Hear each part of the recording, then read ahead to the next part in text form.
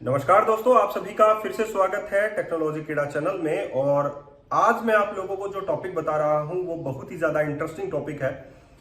आप लोगों ने कभी रिफ्लेक्शन यूज में लिया है नहीं लिया है मुझे नहीं पता, लेकिन मैं आप लोगों को आज का जो टॉपिक है वो रिफ्लेक्शन के ऊपर बताना चाहता हूं। सी शार्प का रिफ्लेक्शन जो है वो कैसे जो है वो काम करता है। सी शार्प के रिफ्लेक्शन के थ्रू आप लोग जो है मेटा इन्फॉर्मेशन, जो असेंबली की जो मेटा इन्फॉर्मेशन है, मेटा डाटा जो है वो आप लोग निकाल सकते हैं। या आप लोग कहें कि आप लोग प्राइवेट वेरिएबल को सीधा, अगर हम लोग सी शार्प में डीप में जाएं तो आप लोग ये कह सकते हैं कि हम लोग सी शार्प के जो प्राइवेट वेरिएबल होते हैं, क्लास के जो प्राइवेट वेरिएबल्स होते हैं वो आप लोग बाहर एक्सेस कर सकते हो। ठीक है, तो हम लोग वो कैसे एक्सेस करें, वो हम लोग रिफ्लेक्शन के थ्रू जो है वो हम लोग एक्सेस करते हैं। रिफ्लेक्शन जो है वो इंटरनली उसमें आप लोग रेफरेंस डालकर भी उसे चेंज भी कर सकते हैं रिफ्लेक्शन के थ्रू। तब आप लोग बोलेंगे कि यहाँ पर जो है सिक्योरिटी जो टॉपिक है वो कहाँ पर आएगा, क्योंकि हम लोग अभी तक प्राइवेट वेरिएबल को यही मानकर चल रहे हैं कि प्राइवेट वेरिएबल जो है वो क्लास की जो सिक्योरिटी है उसको मेंटेन रखता है, जो मेंबर्स हैं उनको एक्सेस करने से रोकता है। तो यहाँ पर वो जो सिक्योरिटी कंसर्न्स की हम लोग बात करें वो यहाँ पर आप लोगों को कहाँ देखने को मिलेगा, अगर हम लोग ये बोल रहे हैं कि रिफ्लेक्शन के थ्रू आप लोग बाहर इसको एक्सेस कर सकते हैं। एक्चुअली मैं ये रिफ्लेक्शन का टॉपिक जो है वो मैं आज डिस्कस क्यों कर रहा हूं, क्योंकि सी शार्प 12 के अंदर, या हम लोग कहें .NET 8 के अंदर उन्होंने उसको मॉडिफाई किया है। तो मुझे सबसे पहले रिफ्लेक्शन को यहां पर कंप्लीट करना पड़ेगा। लेकिन टॉपिक बताने से पहले मैं आप लोगों को बता देता हूं कि आप लोगों के लिए मैंने एक फ्री मेंबरशिप प्रोग्राम जो है वो रखा है। फ्री मेंबरशिप प्रोग्राम के अंदर मैं हर एक वो टॉपिक जो है वो बारीकी से प्रोजेक्ट के थ्रू कवर करता हूं, और यहां पर आप लोगों को बहुत सारी चीजें जो है वो सीखने को मिलेगी। फ्री मेंबरशिप के अंदर अनलिमिटेड मेंबरशिप है ये। एक बार लेने के बाद में आप लोगों को कभी भी पैसा पे करने की जरूरत नहीं है। आप लोग जो है अनलिमिटेड जो है वो डेटा एक्सेस करेंगे। कहने का मतलब सीधा सा है, अगर मैं एंगुलर का कोर्स बनाता हूं तो भी वो आप लोगों को मिलेगा, और हर दिन जो है आप लोगों को कोर्स में से एक वीडियो जो है वो मिलता जाएगा। .NET कोर का चल रहा है। .NET कोर का एंड होते ही मैं 2 या 3 प्रोजेक्ट उसमें कवर करूंगा। उसके बाद में वेब एपीआई, उसके बाद में एंगुलर, उसके बाद में रिएक्ट, उसके बाद में वेब असेंबलीज, उसके बाद में यूनिट टेस्ट केसेस। तो ये मैं जल्दी से जल्दी फिनिश करने की कोशिश करूंगा। और हम लोग जो है डीप ड्राइव, जिसमें हम लोग बोलते हैं सी शार्प के हम लोग डीप ड्राइव, या हम लोग बाकी अदर लैंग्वेजेस का, या हम लोग मॉर्न का बोलें कि मोंगोडीबी है, एक्सप्रेस है, नोड.js है, उनके बारे में बात करें तो 1 बाय 1 मैं सभी टॉपिक्स के बारे में आप लोगों से बात जरूर करूंगा। तो आप लोग अगर इस मेंबरशिप को लेना चाहते हैं तो आप लोगों को ये जो डिस्क्रिप्शन बॉक्स में दिया गया फॉर्म है, गूगल फॉर्म, उसे आप लोग फिल कर दीजिए। और उसके बाद में उसकी एक फीस है 500 रुपीज, वो अनलिमिटेड टाइम के लिए है, जिसमें आप लोगों को ढेर सारे प्रोजेक्ट अलग अलग टेक्नोलॉजी पे मिलेंगे। तो जो लोग चाहते हैं कि हम लोग कंपनी के अंदर एक अच्छी पोजीशन ले, उनके लिए बेस्ट ऑप्शन रहेगा। अपॉर्चुनिटी भी है आप लोगों के लिए अच्छी, जो बिगिनर्स हैं उनके लिए भी है, जो इंटरमीडिएट है उनके लिए भी है। तो मैं यही कहूंगा दोस्तों कि अगर आप लोग ऐसी अपॉर्चुनिटी को भी मिस करते हैं तो मुझे नहीं लगता कि आप लोगों को बेहतर अपॉर्चुनिटीज मिलती होंगी।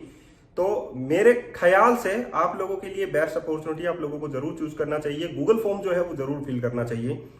हाँ, और मुझे खुशी भी होती है क्योंकि बहुत सारे लोगों ने मुझे ये कहा है, जब मैंने 1-to-1 मेंटरशिप किया तो बहुत सारे लोग जो हैं, बहुत सारे जो एम्प्लॉइज थे उनका प्रमोशन हुआ है, उन्होंने कंपनी चेंज करके अपने इंक्रीमेंट को ये कहें कि हम लोगों ने कि उनका इंक्रीमेंट जो है वो 4 लाख रुपए से, जो लोग 4 लाख रुपए थे वो 13 लाख रुपए पे चले गए हैं, और जो 13 लाख रुपए पे थे वो आज 22 लाख रुपए पे हैं।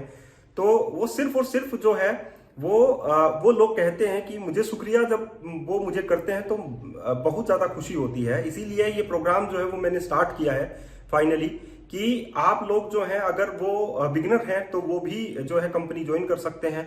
इंटरव्यूज के क्वेश्चन जो है वो साथ साथ में आप लोगों के साथ रहेंगे, तो आप लोगों को प्रिपरेशन भी होती रहेगी। तो यही रहेगा इस पूरे कोर्स में, तो आप लोग ज्वाइन कर सकते हैं इसको। तो ये तो बात रही कोर्स की। अगर आप लोग ज्वाइन करना चाहते हैं तो गूगल फॉर्म को जरूर फिल कर दीजिए। अब बात हम लोग करते हैं रिफ्लेक्शन की। तो रिफ्लेक्शन के थ्रू हम लोग असेंबलीज के मेटा डाटा को एक्सेस कर सकते हैं, प्राइवेट वेरिएबल को चेंज कर सकते हैं, या उसकी इंफॉर्मेशन को गेट कर सकते हैं बाहर। तो अगर हम लोग बाहर रिफ्लेक्शन के थ्रू किसी भी प्राइवेट वेरिएबल को एक्सेस कर रहे हैं तो उसका सीधा सा बात यही रहेगा कि वो बाउंड्री को क्रॉस कर रहा है।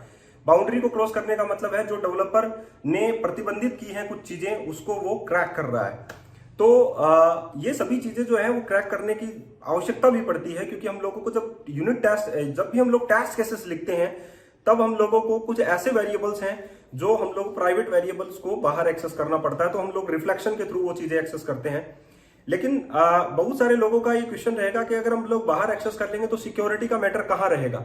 बिल्कुल सिक्योरिटी का मैटर रहेगा कि लोगों को पहले तो पता नहीं होता कि कौन सी क्लास जो है वो यूज की गई है, किस नाम से यूज की गई है, क्या मेथड है, क्या टाइप है। और अगर फिर भी पता लग जाता है तो हमारे पास एक ऑप्शन है, ऑफस्केटर नाम से। आप लोगों के पास गिटहब के ऊपर पूरा का पूरा प्रोजेक्ट जो है वो रखा हुआ है, आप लोग उसको यूज कर सकते हैं। ऑफस्केटर जो है वो क्या काम करता है, जो असेंबलीज होती हैं, जो हमारे पास जो हमारा सोर्स कोड होता है उससे आईएल बनता है, आईएल में एक वर्जन इंफॉर्मेशन या मेटा डाटा मिलाकर असेंबली बनाई जाती है, आप लोगों को पता है।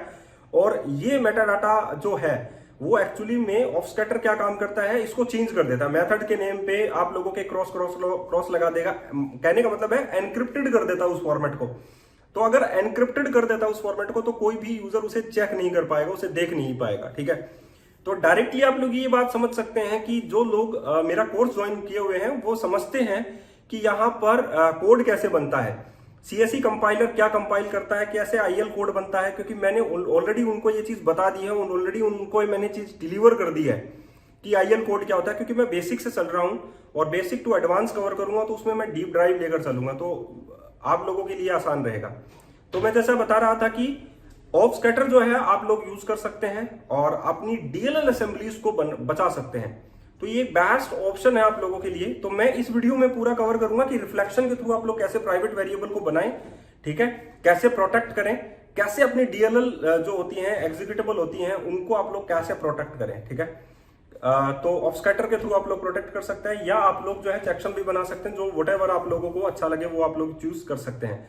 तो रिफ्लेक्शन का देखिए, क्योंकि .NET 8 के अंदर रिफ्लेक्शन को अलग तरीके से जो है यूज किया गया है, और मैं वही बताना चाहता हूं। लेकिन मैं इस वीडियो में ये चीज नहीं बताऊंगा, मैं नेक्स्ट वीडियो में ये चीज बताऊंगा।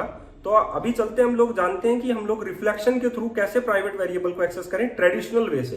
ट्रेडिशनल वे जो है वो ठीक है थोड़ा, ठीक है, और .NET 8 वाला जो है वो भी ठीक है। लेकिन हम लोगों का सवाल यही है कि अगर ये बाहर एक्सेस होता है तो हम लोग बाहर कैसे इसको यूज करें। तो डीप लेवल पे बात है। अगर आप लोग अच्छे लगते हैं वीडियोस तो चैनल को जरूर सब्सक्राइब कीजिएगा, और साथ ही आप लोगों के लिए जो मैंने अपॉर्चुनिटी दी है कि वो भी आप लोग देख सकते हैं। तो गूगल फॉर्म जो है डिस्क्रिप्शन के नीचे दिया गया है, वो आप लोग फिल कर सकते हैं। अब चलिए चलते हैं हम लोग रिफ्लेक्शन की ओर और बताते हैं आप लोगों को। तो दोस्तों रिफ्लेक्शन का जो इस्तेमाल है वो हम लोग कैसे करें वो हम लोग बताएंगे। सबसे पहले हम लोग क्या करते हैं, क्लास जो है वो ऐड कर लेते हैं और उसमें प्राइवेट मेथड बनाते हैं। सो ऐड करते हैं एक नई एम्प्टी फाइल, और यहाँ पर उसका नाम लिख लेते हैं हम लोग employee.cs। तो एक क्लास फाइल हम लोगों ने यहाँ पर सिंपली बनाई है, और इस क्लास फाइल में हम लोग यहाँ पर लिख देते हैं प्राइवेट, ओके। एंड यहाँ पर मैं सिंपल जो वैल्यू है वो यहाँ पर लिख देता हूँ, जैसे कि private void salary, okay. And the next video में जो है उसमें आप लोगों को अलग जो है वो दिखा दूंगा, ठीक है। तो यहाँ पर हम लोग जो है जो सैलरी है उसको हम लोग यहाँ पर प्रिंट करना चाहते हैं। सो console.writeLine, और उसमें हम लोग लिख देते हैं योर मंथली सैलरी, ओके। सो यहाँ पर मैं पब्लिक वेरिएबल बना देता हूँ एक, दैट इज पब्लिक डेसिमल, और उसमें मैं लिख देता हूँ okay public decimal that is salary, और उसमें मैं डाल देता हूँ 35,000, ओके। सो मैंने यहाँ पर 35,000 जो है वो यहाँ पर डाल दिया है, और मैंने इसको सैलरी को एज ए जो है एक प्राइवेट मेथड जो है वो बना दिया है, राइट। अब मैं यहाँ पर इसको जो है प्रिंट करना चाहता हूँ, जैसे कि मुझे सैलरी को प्रिंट करना है, तो डेफिनेटली मैं ये सैलरी को रिटर्न करूंगा, ठीक है। तो मैं यहाँ पर रिटर्न कर देता हूँ दैट इज डेसिमल, और इस सैलरी को मैं यहाँ पर रिटर्न कर देता हूँ रिटर्न, और यहाँ पर लिख देता हूँ सैलरी, ओके। सो मैंने यहाँ पर अच्छा सैलरी जो है मंथली सैलरी हम लोग इसे लिख देते हैं, ठीक है। तो मंथली सैलरी में मैंने यहाँ पर लिखा 35,000। सो मैं ये रिटर्न यहाँ पर कर देता हूँ, ठीक है। तो एक पब्लिक प्रॉपर्टी है जिसमें मैंने यहाँ पर 35,000 लिया। ये बाहर आप लोग यहाँ पर मॉडिफाई कर सकते हैं, और यहाँ पर ये एक प्राइवेट वेरिएबल है जिसको आप लोग एक्सेस नहीं कर सकते। जैसे एग्जांपल के लिए अगर मैं program.cs में चलूँ और यहाँ पर मैं एक एम्प्लॉय का ऑब्जेक्ट बनाऊँ, तो आप लोग कह सकते हैं कि ये जो एम्प्लॉय है, ये एम्प्लॉय सिर्फ किसको एक्सेस कर सकता है, मंथली सैलरी को। यहाँ पर देखिए जो ऑप्शन आप लोगों के पास आ रहा है वो सिर्फ मंथली सैलरी का आ रहा है कि आप लोग उस प्रॉपर्टी को यहाँ पर एडिट कर सकते हैं, लेकिन आप लोग उस प्राइवेट वेरिएबल को, उस प्राइवेट मेथड को आप लोग एक्सेस नहीं कर सकते, राइट। सो हम लोग क्या करते हैं, यहाँ पर एक वेरिएबल लेते हैं, दैट इज इसको हम लोग बोलेंगे रिफ्लेक्शन वेरिएबल, ओके। ये रिफ्लेक्शन वेरिएबल है, और रिफ्लेक्शन वेरिएबल हम लोग कैसे काम में लेते हैं, दैट इज टाइप ऑफ। हम लोगों को उसका बताना है टाइप ऑफ, किस टाइप का वो है, दैट इज वो है एम्प्लॉय टाइप का। तो हम लोगों को उसका क्या करना है, गेट मेथड करना है, इन्वोक, राइट। तो हम लोगों को यहाँ पर टाइप ऑफ एम्प्लॉय, और यहाँ पर उस एम्प्लॉय का मुझे क्या करना है, मेथड गेट करना है। सो यहाँ पर मैं लिखूंगा गेट मेथड, ठीक है। और गेट मेथड में मुझे कौन सा मेथड यहाँ पर एक्सेस करना है, दैट इज सैलरी। मुझे ये मेथड जो है वो यहाँ पर रिटर्न करना है। सो मैं यहाँ पर लिखूंगा सैलरी। यहाँ पर मुझे बाइंडिंग फ्लैग्स यूज करने होते हैं, ये आप लोग देख सकते हैं इसमें। तो मैं यहाँ पर लिखता हूँ बाइंडिंग फ्लैग्स डॉट, यहाँ पर मैं लिखता हूँ इंस्टेंस, और ये मैं जस्ट इससे नेक्स्ट लाइन में कर देता हूँ, और binding flags dot non public, तो पब्लिक नहीं है, एंड देन डॉट इन्वोक, मुझे मेथड को इन्वोक करना है। और कौन सा मेथड है वो, यहाँ पर एम्प्लॉय एक ऑब्जेक्ट है, सो एम्प्लॉय यहाँ पर लिखता हूँ, और एम्प्लॉय उसके बाद में आर्ग्यूमेंट मुझे उसमें रिटर्न में नल चाहिए, राइट। सो यहाँ पर रिफ्लेक्शन जो वेरिएबल है वो किसको करेगा, प्रिंट जो सैलरी है, जो सैलरी यहाँ पर मेथड है उसको यहाँ पर गेट कर लिया जाएगा। आप लोग देखिए कि सैलरी का जो आउटपुट है वो यहाँ पर कितना आता है। तो मैं यहाँ पर कंसोल डॉट राइट लाइन कर देता हूँ रिफ्लेक्शन वेरिएबल को। तो इस रिफ्लेक्शन वेरिएबल ने क्या रिटर्न किया, दैट इज जो उसने रिटर्न किया, जो उसने डेसिमल जो यहाँ पर सैलरी की, मंथली सैलरी जो आप लोगों के पास 35,000 आने वाली है, वो उसको यहाँ पर गेट कर देगा। अगर मैं इसको प्राइवेट भी बना देता हूँ, चलिए मैं इसको प्राइवेट बना देता हूँ, कहीं आप लोगों को ये प्रॉब्लम ना हो जाए कि यहाँ पर ये कैसे हो गया, क्योंकि ये तो प्राइवेट वेरिएबल है, इस मंथली सैलरी को एक्सेस कर ही सकता है। सो फाइनली यहाँ पर इस वेरिएबल के थ्रू हम लोग ये भी तो गेट कर सकते हैं। तो मैं क्या करता हूँ, इसको प्ले करता हूँ और आप लोगों को फाइनली जो आउटपुट है वो दिखाता हूँ कि 35,000 जो है वो यहाँ पर मेरे पास रिटर्न में आने वाला है, और ये एक्सेस हो गया। तो इसका मतलब है कि रिफ्लेक्शन के थ्रू हम लोग मेटा डाटा को इंस्पेक्ट कर सकते हैं, ठीक है। जो असेंबलीज के मेटा डाटा है उनको हम लोग इंस्पेक्ट कर सकते हैं, that is 35,000, right. So finally हम लोगों ने जो सिक्योरिटी है, जो मेटा डाटा है उसको यूज किया है। अब फाइनली हम लोगों ने यहाँ पर डेटा को यूज कर लिया, हम लोगों ने रिफ्लेक्शन का यूज किया है। फाइनली हम लोग अब यहाँ पर इस मंथली जो सैलरी है उसको भी हम लोग वहां पर एक्सेस नहीं कर सकते, ये आप लोगों को पता है। तो अगर आप लोगों को ये बात पता है तो हम लोग इसको चेंज तो कर सकते हैं ना रिफ्लेक्शन के थ्रू, राइट। तो अगर मैं चेंज करूंगा और उसे प्रिंट करूंगा तो मुझे कितना प्रिंट आना चाहिए वो आप लोग बताइए। यहाँ पर जो है मैंने यहाँ पर मेथड एक्सेस किया। सिमिलरली यहाँ पर जो रिफ्लेक्शन वेरिएबल है मैं उसके थ्रू वो प्रॉपर्टी भी इनिशियलाइज करूंगा और उसमें अलग वेरिएबल बनाऊंगा। जैसे रिफ्लेक्शन फील्ड मैं यहाँ पे लिख लेता हूँ क्योंकि वो फील्ड है। तो यहाँ पर मुझे क्या करना है, गेट मेथड की जगह गेट फील्ड, ठीक है। और फील्ड का जो नाम है वो एक्चुअली में क्या है, दैट इज मंथली सैलरी। ये प्राइवेट है तो ये मैं बाहर एक्सेस नहीं कर सकता, और मैं यहाँ पर लिख रहा हूँ monthly salary system dot reflection binding flag instance, ये ठीक है। नॉन पब्लिक, ठीक है। अब यहाँ पर इन्वोक की जगह मुझे क्या करना है, सेट करना है डॉट सेट वैल्यू, और मुझे एम्प्लॉय में कितनी वैल्यू यहाँ पर सेट करनी है, दैट इज वो डेसिमल है। सो फाइनली हम लोग यहाँ पर कर देते हैं 12,000, ठीक है। तो हम लोगों ने यहाँ पर 12,000 जो है वो उसकी वैल्यू जो है वो सेट कर दी है। तो हम लोग ऐसे इस टाइप से हम लोग असाइन कर सकते हैं। ओके, तो हम लोग इसको फील्ड इन्फो बना देते हैं और इसको बना देते हैं फील्ड इन्फो। सो फील्ड इन्फो के थ्रू हम लोग ये एक्सेस कर लेंगे। तो यहाँ पर हम लोग दिस वन ऐसे कर सकते हैं, field info dot set value. तो हम लोगों ने उसकी जो वैल्यू है जो 12,000 हम लोगों ने बाय डिफॉल्ट मंथली सैलरी को यहाँ पर किया है, और हम लोगों ने जो वेरिएबल एक्सेस किया है दैट इज दिस। तो अभी हम लोगों को जो सैलरी मिलेगी वो क्या मिलती है देखिए।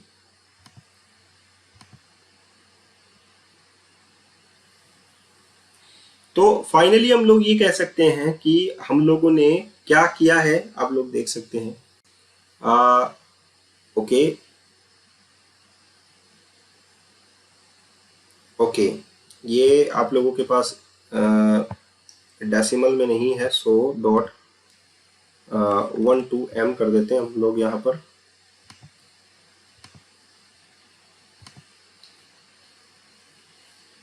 तभी आप लोग आउटपुट देखिएगा, दैट इज द आउटपुट। ठीक है, तो आप लोग समझ गए होंगे कि हम लोग प्राइवेट वेरिएबल को यहाँ पर कन्वर्ट कर रहे हैं, राइट। तो हम लोगों ने प्राइवेट वेरिएबल को यहाँ पर कन्वर्ट किया और वहां पर एक्सेस भी किया। Outside of the program, outside of the class हम लोग प्राइवेट वेरिएबल को यूज कर रहे हैं। तो आप लोग रिफ्लेक्शन के थ्रू ऐसा कर सकते हैं, लेकिन रिफ्लेक्शन का इस्तेमाल टेस्ट केसेस में ही किया जाता है बेसिकली।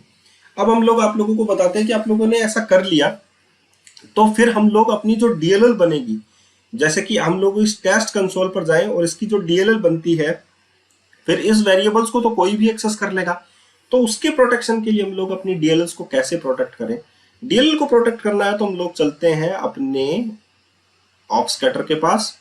ऑब्स्कैटर जो है आप लोगों के लिए क्या फीचर प्रोवाइड करता है वो मैं आप लोगों को बता देता हूँ। ये डिफरेंट टाइप्स ऑफ ऑब्स्कैटर आप लोगों के पास अवेलेबल है। देखिए ओपन सोर्स में ये ऑब्स्कैटर जो है वो आप लोगों के पास है, आप लोग गिटहब ओपन करके देख सकते हैं, और डिफरेंट टाइप्स के ऑब्स्कैटर आप लोगों के पास है। यहाँ पर आप लोगों का जो कोड है, सिंपल सी शार्प कोड जो है वो आप लोगों के पास कन्वर्ट हो जाता है दिस टाइप्स ऑफ इंफॉर्मेशन। तो यूजर को कभी पता ही नहीं चलता कि एक्चुअली में आप लोगों के मेथड का नाम क्या है, आप लोगों के क्लास का नाम क्या है। तो इस टाइप में ऑब्स्कैटर जो है वो आप लोगों की डीएल को बचाए रखता है। ठीक है, तो जिससे आप लोगों का जो कोड है वो जो है प्रोटेक्ट रहता है। ठीक है, तो आप लोग अपने कोड को प्रोटेक्ट रख सकते हैं इस तरीके से डॉटनेट ऑब्स्कैटर के थ्रू। तो ये वीडियो कैसा लगा जरूर बताइएगा दोस्तों। और मैं आप लोगों से यही जो है हमेशा यही कहता हूं कि अगर आप लोगों को कुछ सीखना है तो आप लोगों को लेंदी सीखना चाहिए, मतलब डीप में सीखना चाहिए, और आप लोगों को अच्छा सीखना चाहिए। ठीक है, तो अगर आप लोगों को अच्छा लगा हो तो प्लीज लाइक बटन जरूर प्रेस कीजिएगा और सब्सक्राइब जरूर दीजिएगा। तो अगर आप लोगों को अच्छा लगा है तो आप लोग जो है मेरा मेंबरशिप ज्वाइन भी करके देखिए एक बार। और मेंबरशिप ज्वाइन करके देखेंगे तो आप लोगों को पता भी लग जाएगा कि हाँ, कि बहुत सारा ऐसा कुछ चीजें हैं जो हम लोगों को नहीं पता थी और हम लोगों को यहाँ से कुछ सीखने को मिला है। तो देखा दोस्तों आप लोगों ने कि हम लोगों ने कैसे यूज किया रिफ्लेक्शन का ट्रेडिशनल वे में, और यही रिफ्लेक्शन जो है आप लोगों की प्राइवेट प्रॉपर्टी को एक्सेस कर रहा है, तो हम लोग इसको प्रोटेक्ट भी कर सकते हैं। तो अगर आप लोगों के पास कोई सवाल जवाब है कि हम लोग इसका ऐसे और कर सकते हैं, तो आप लोग उसे कमेंट कर सकते हैं इस वीडियो के नीचे और सजेस्ट कर सकते हैं। तो ये टेक्नोलॉजी इरा है, आप लोगों को पता है, और डेफिनेटली आप लोगों को अगर नॉलेज है तो आप लोग ज़रूर मुझे यहाँ पर कमेंट करके बताएंगे कि सर हम लोग ऐसा कुछ और भी कर सकते हैं। तो ये तो था आप लोगों के लिए कि हम लोग कैसे रिफ्लेक्शन का यूज करें ट्रेडिशनल वे में सी शार्प के अंदर। लेकिन अभी .NET 8 का अभी आप लोगों के पास बाकी है, तो फाइनली आप लोगों के पास यही निकलता है कि .NET 8 में ऐसा क्या होगा रिफ्लेक्शन के अंदर। तो वेट एंड वॉच, आप लोगों के लिए जरूर हम लोग जस्ट नेक्स्ट वीडियो ही है और उसमें बताएंगे हम लोग कैसे यूज करें हम लोग रिफ्लेक्शन का .NET 8 के अंदर। तो अभी आज का जो यही है कि अगर आप लोगों को लिटरली कुछ सीखना है तो जरूर मेरा यही रहेगा कि जरूर आप लोगों को ये मेंबरशिप ज्वाइन करना ही चाहिए। उसका रीजन है कि आप लोगों को एक बंडल मिलता है प्रोजेक्ट का, और उस बंडल में आप लोगों को बहुत कुछ सीखने को मिलता है कि हम लोग कहाँ पर कौन सी चीज़ यूज़ करनी चाहिए, उसमें मैं यही बताता हूँ। और हिंदी लैंग्वेज रहेगा तो डेफिनेटली जो लोगों को प्रॉब्लम्स होती है फेस करने में कि हम लोगों को ये समझ में नहीं आता है कि कैसे हम लोग इन चीज़ों को यूज़ करें, तो कॉम्प्लेक्स से कॉम्प्लेक्स चीज़ें भी मैं आसान तरीके से आप लोगों को बताने की कोशिश करता हूँ। उसी को मैं प्रोजेक्ट के रूप में संवारता हूँ और आप लोगों को डिलीवर कर देता हूँ। तो मेंबरशिप के लिए गूगल फॉर्म फिल कीजिए और आप लोग कंफर्मेशन का वेट कीजिए। तो चलिए चलते हैं और बताएंगे आप लोगों को कल कि .NET 8 में रिफ्लेक्शन का यूज कैसे करते हैं।